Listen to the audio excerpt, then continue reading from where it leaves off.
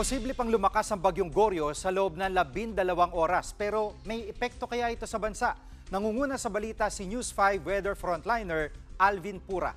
Alvin, nasa na ba ang bagyong Goryo at posible ba itong maglandfall sa bansa? Yes, Jiggy, itong ang bagyong Goryo ay huling namataan ng Pag-asa sa lying around 1,060 kilometers east ng extreme northern Luzon. Nandito pa po yan sa dagat at medyo malayo pa sa anumang bahagi ng ating bansa. At kung mapapansin nyo, ito po ang gitna niyan, nakababa po yung kanyang mga bulto ng kaulapan. Dahil yan doon sa tinatawag nating vertical wind shear o yung hangin sa itaas na bahagi ng ating atmosphere na tumatama sa bagyo.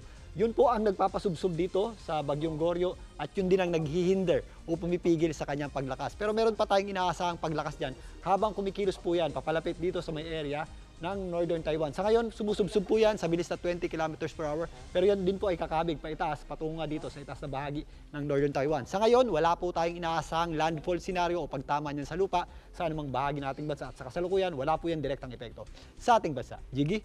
At kailan mo ito nakikita na lalabas ng ating PAR?